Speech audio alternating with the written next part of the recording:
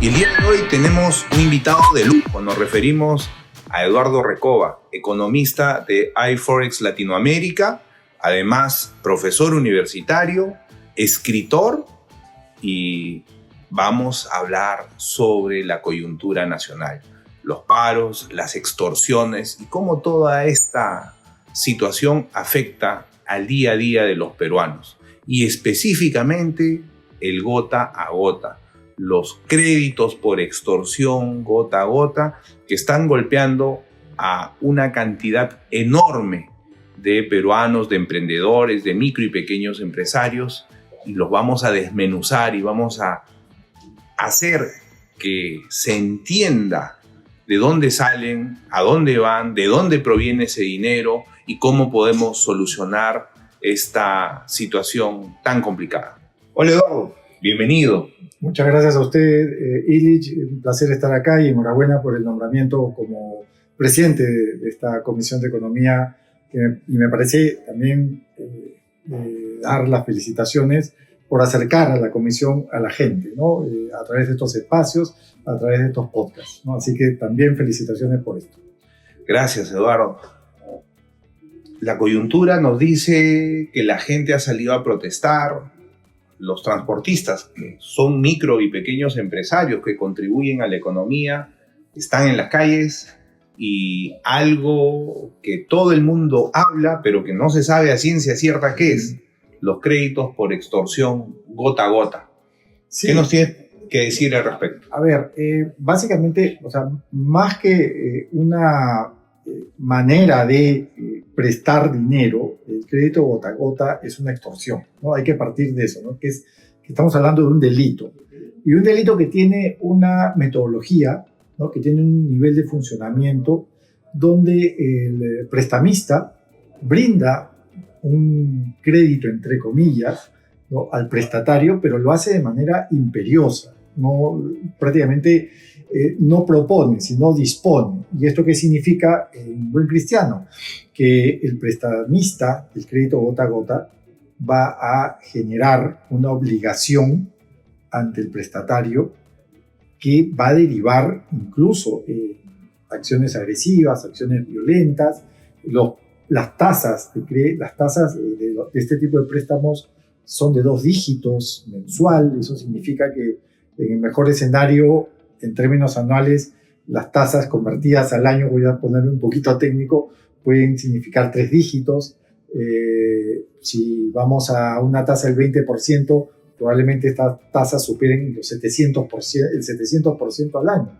Si vamos al 30% o al 40% mensual, estas tasas llegan fácilmente a los 4 dígitos, ¿no? Entonces, es una situación que no solamente complica, ¿no? al prestatario, ¿no? A la persona, al sujeto, al objeto del préstamo, sino que también complica la economía del país porque, y usted, Illich, lo sabe muy bien porque ya antes usted lo ha dicho en medios, esto fomenta, estimula la informalidad, obliga a las personas, sobre todo al microempresario, a irse a la informalidad, al mercado informal de créditos.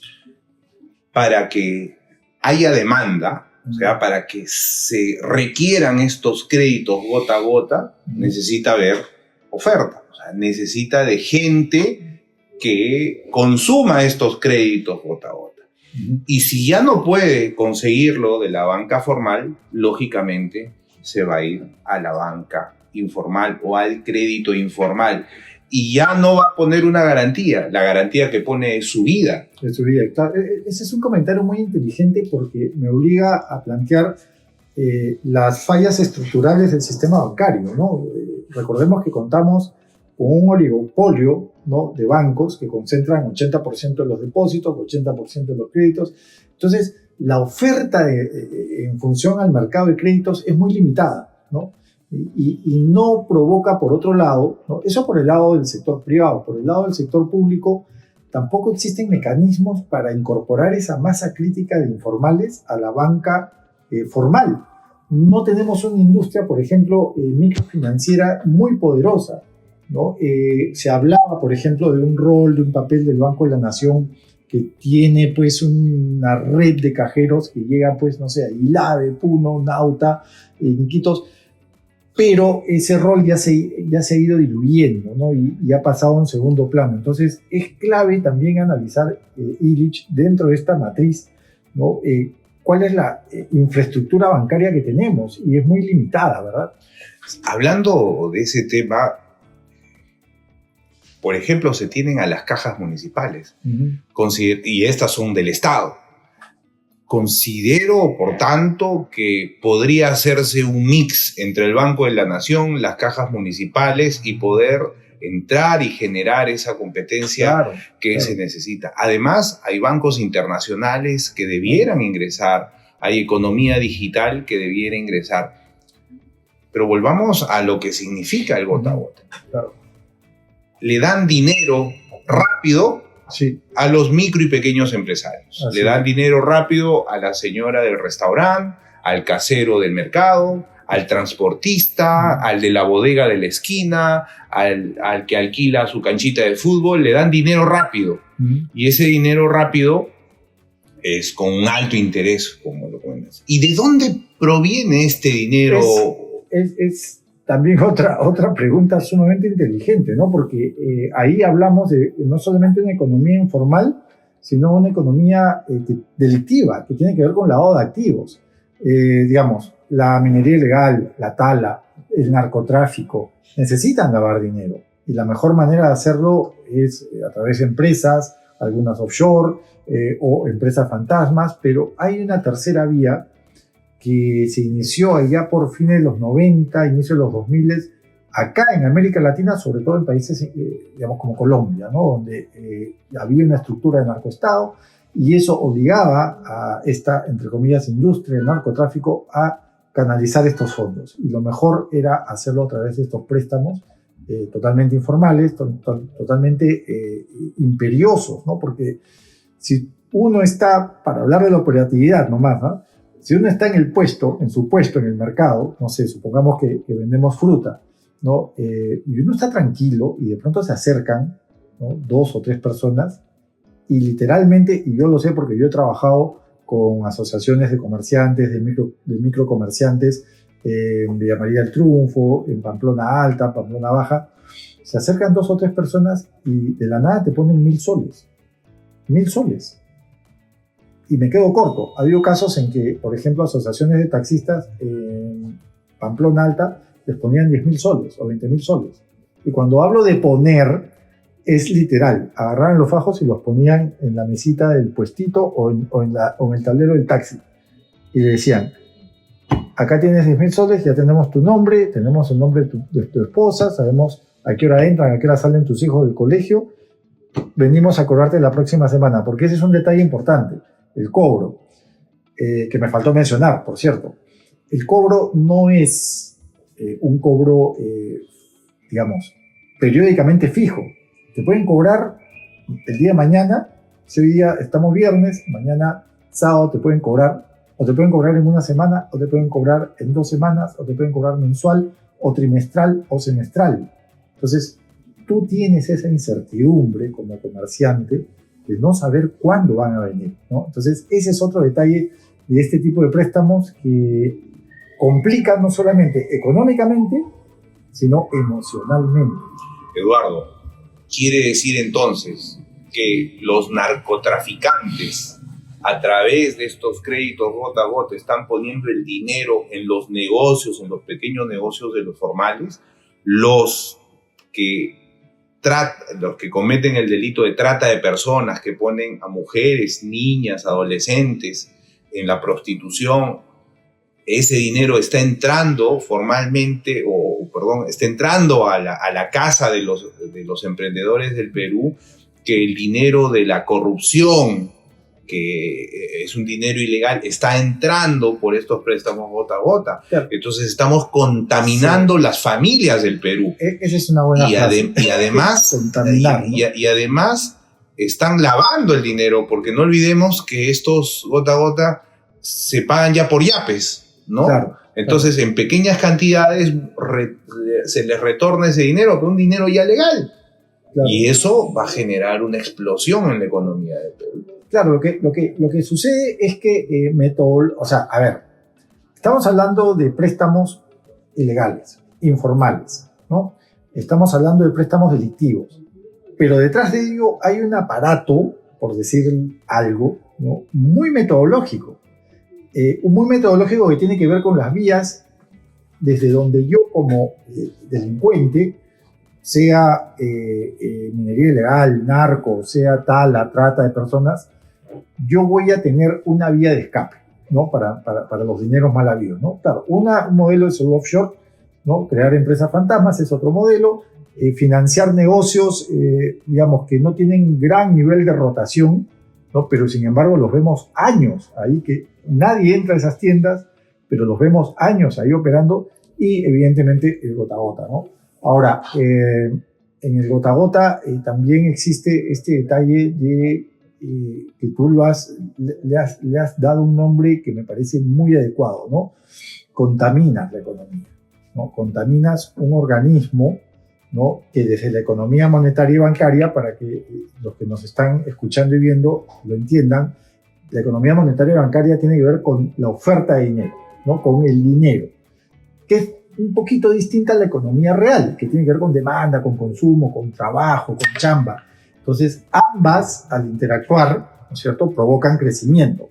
Pero cuando un brazo está mal, cuando un brazo está contaminado, cuando un brazo, digamos, tiene pues una suerte de cáncer, ¿no? El otro brazo no puede funcionar bien, ¿no? Entonces, si tú estás contaminando tu oferta monetaria con dinero mal habido, ¿no? Lo que puede provocar incluso es inflación. Illich, ¿por qué? Porque al tener más cantidad de dinero, lo que estás provocando es que los precios se se suban, incrementen. ¿no? Los hogares, ¿no? La clase media trabajadora consuma más, demande más, y eso te va a empujar la demanda. Y exacto, ¿no? Para que la gente nos entienda, en pocas palabras, y es algo normal, tenemos más dinero, gastamos más. Y eso presiona los precios, ¿no? Entonces, es cierto, esa contaminación es como una suerte si hacemos una biopsia de la economía, tenemos que sacar ese tumor, ¿no? Para que, digamos, el organismo vivo, ¿no? Que es la economía, ¿no? Pueda continuar con su trayectoria, ¿no? Eduardo, entonces llegamos nuevamente al principio. Para que haya consumo de estos créditos gota a gota, se necesita gente que necesite créditos, dinero. Y ese contexto en el Perú se ha hecho propicio para estos extorsionadores. Es el mercado revuelto, el río revuelto que necesitan estos extorsionadores. ¿Por qué? ¿Qué es lo que tú ves en la normativa, en las acciones, en el día a día del Perú, que hace que los emprendedores busquen este crédito informal?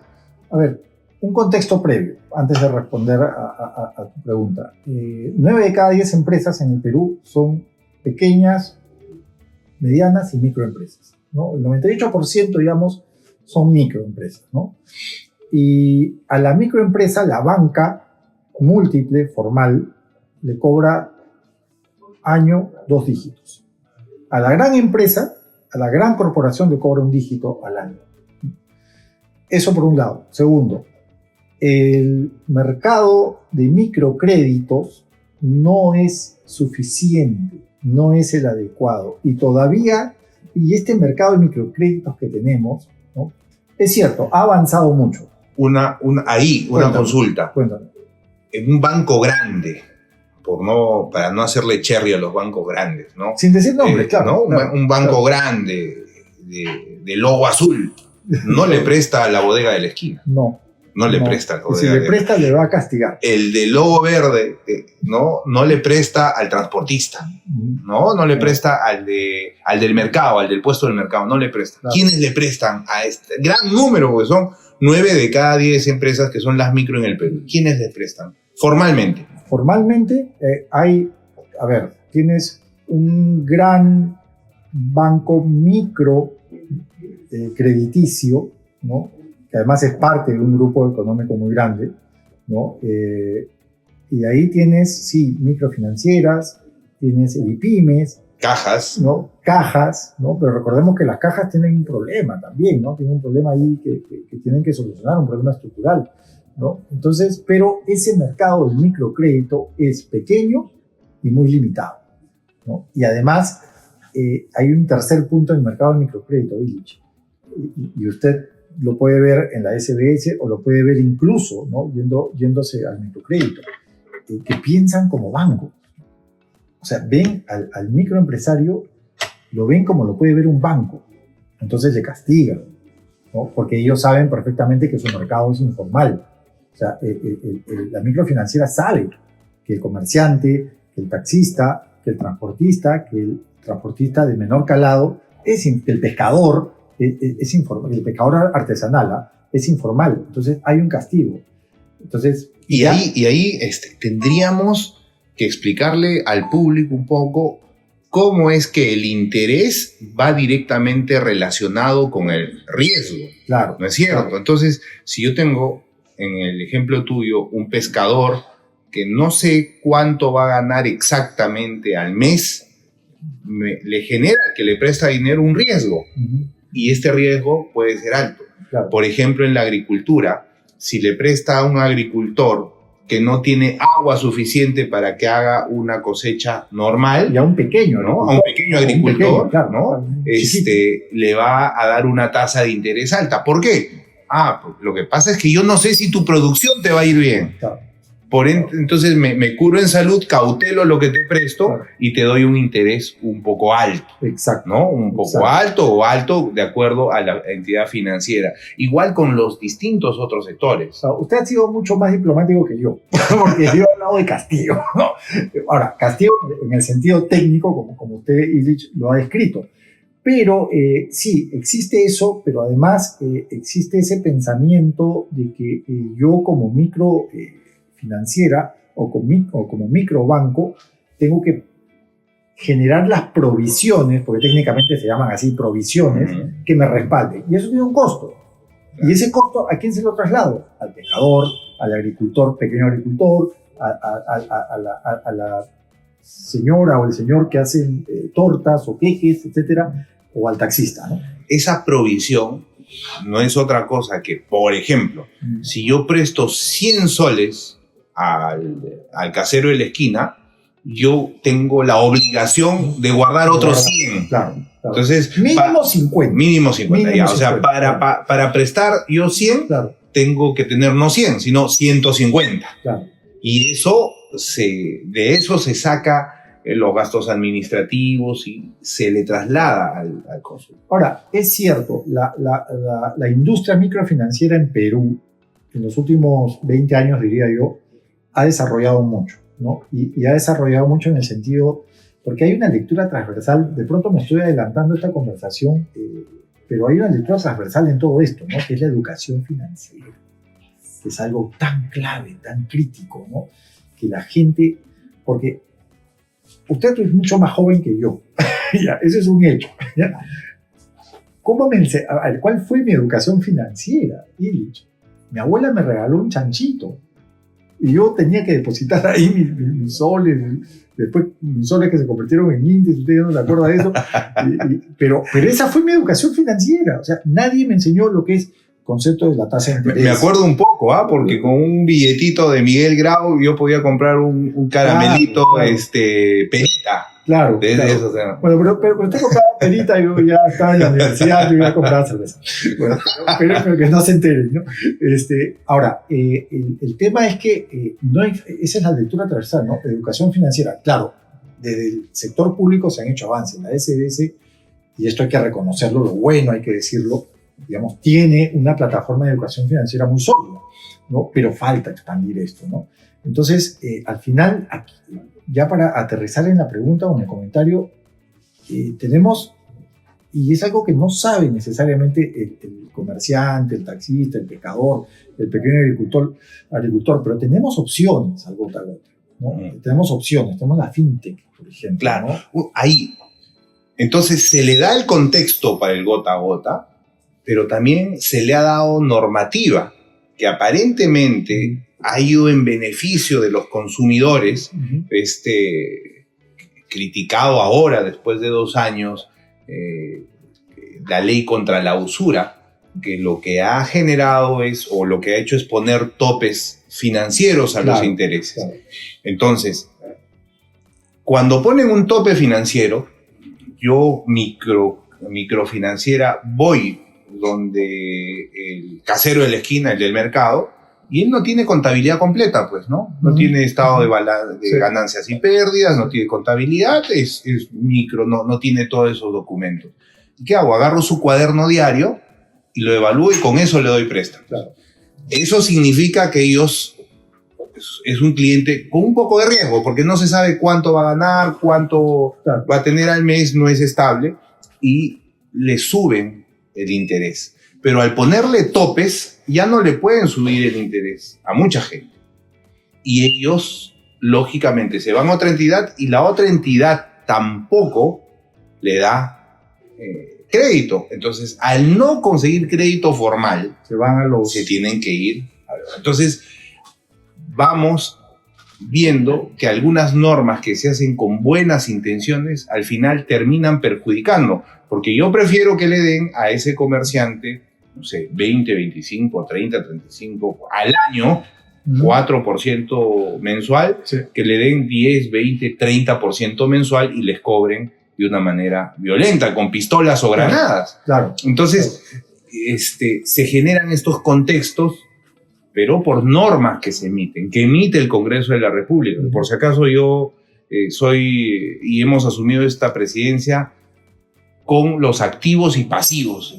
Considero que ese es un pasivo que debemos corregirlo, por ejemplo. Háblanos de ese tema. A ver, las tasas de intereses las define el mercado. Eso nadie duda de eso, ¿no? Pero por otro lado, creo que lo que se puede hacer en función a combatir o no combatir los topes, ¿no? Creo que es perfectivo.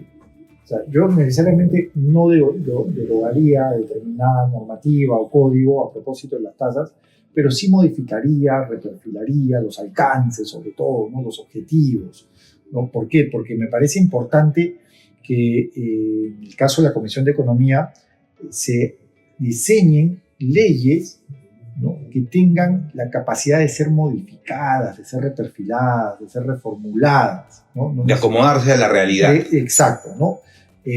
Una ley no creo yo que tiene que ser una columna y no moverse de ahí, ¿no? Primer punto. El segundo punto tiene que ver con el alcance, los objetivos, ¿no? Y el tercer punto me parece que tiene que ver con el seguimiento de la ley. Yo creo que, y usted lo sabe mejor que yo como legislador, la ley debe tener un inicio, un alcance, un objetivo, pero también tiene que tener un seguimiento y un costo-beneficio-precio, aunque suene horrible, ¿no? Pero la ley tiene que tener un costo-beneficio. Yo no voy a lanzar una ley si no voy a tener un costo-beneficio para el ciudadano, ¿no? Y creo que el colocar topes puede ser sujeto y objeto de ser perfeccionado ese código o perfeccionada esa ley, ¿no? Con estos contextos y ya habiendo abordado temas a profundidad, volvemos después de la pausa para ir con las conclusiones, el qué hacer, qué debemos hacer. Debemos eliminar los topes, debemos modificarlos solamente para la gente que es normal, ¿no? Que tiene una calificación normal. Para la gente que tiene riesgos hay que eliminar los topes para que puedan acceder a créditos, o no hacemos nada y aplaudimos al gota a gota. Hay que ver las narrativas, cómo es que la gente utiliza mediática y populistamente el ataque a los créditos formales y en general. Todo esto lo vemos después de la pausa. Claro que sí.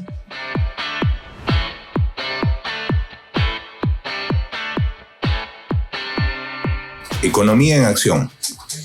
Eduardo, ya sabemos cómo se comportan los extorsionadores gota a gota, de dónde viene ese dinero, cómo es que operan de manera violenta, cuáles son las deficiencias que tiene la banca formal porque no llega directamente, los microcréditos, no hay demasiada competencia, necesitamos ahondar la competencia y llegamos a las conclusiones.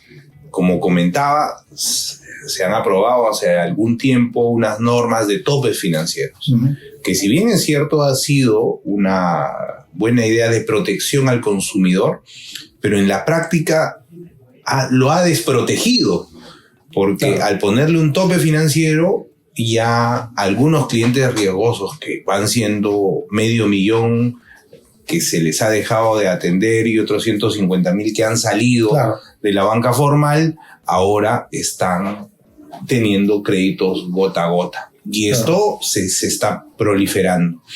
¿Tus comentarios? A ver, primero, lo normal es que un banco capte una población flotante, ¿no?, de clientes de alrededor de 400,000 personas, ¿no? Ahorita no estamos llegando a 200,000, ¿no? Y eso es complicado.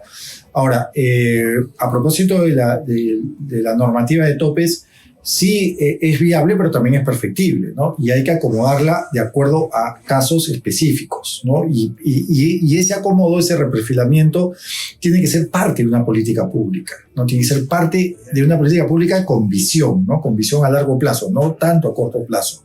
Lo otro es que también el público debe de entender que hay opciones, ¿no?, al gota a gota, ¿no? Habíamos hablado de la fintech, habíamos hablado de los préstamos de mutuo, ¿no?, notarialmente, inscritos, en fin, hay opciones para acceder a estos préstamos delictivos, ¿no? Y creo que eso también, todo este conjunto, toda esta masa crítica de la que hemos conversado, todos esos conceptos, siempre va a caer o va a aterrizar en una línea transversal, que es la educación financiera. Necesitamos cada vez más peruanos y peruanas que tengan acceso a finanzas personales, finanzas del hogar, que sepan lo que es una tasa de interés, que sepan lo que es un capital, en fin, todo lo que tiene que ver con educación financiera, y creo que es el Estado, ¿no es cierto?, a través del Ministerio de Educación y también el Congreso, el que tiene que fomentar, digamos, estas buenas prácticas financieras, ¿no? Sí, el tema de educación financiera es fundamental. Y hay esfuerzos para que en la currícula esté, o sea, en los cursos de secundaria. Sí, ya lo tiene contemplado. Ya lo tienen, pero no es obligatorio. De ese tema te vamos a volver a invitar. Encantado. Tenemos un gran esfuerzo al respecto. Y también te vamos a invitar para hablar del pequeño Inca, pues. Bueno, Eduardo. Sí, los economistas también escribimos literatura, y efectivamente el pequeño Inca es un libro que escribí con mucho cariño, es literatura juvenil, pero también puede ser literatura infantil, ¿no? Si es muy pequeñito el niño o la niña, los padres de familia pueden leer el pequeño Inca con ellos, ¿no? Es un libro que trata a propósito o alrededor de la adolescencia de Tupac Yupanqui, ¿no? Este Inca que la tesis indica que viajó, conquistó, descubrió Oceanía, ¿no? Y todo pues alrededor de aventuras, ¿no? Aventuras de niños, ¿no? Básicamente. Bueno, Eduardo, muchísimas gracias. Gracias a ustedes. Un saludo a todos los peruanos que nos siguen a través de las redes sociales. Eduardo, invítalos a visitar tus redes. Me encuentran en Twitter o X, ¿no? @Eduardo_Recoba. También me encuentran en una página de iForex Latinoamérica, ¿no? Es una página de YouTube, ¿no? Ahí pueden encontrar también mi contenido que tiene que ver también con aprendizaje y educación financiera. Y a nosotros nos encuentran en las redes que ustedes pueden observar, y además nos encuentran en el Congreso. Cuando alguien quiera venir a visitar, a ver la Comisión de Economía, a conocer los distintos conceptos, estamos invitando a universidades, a emprendedores. Estuvimos hace poco en Gamarra, vamos a estar en el mercado de frutas, vamos a ir a los mercados a nivel nacional, y si te caemos en tu mercado, en tu negocio, ahí vamos a hacer economía en acción. Escríbanos en nuestras redes y siempre adelante.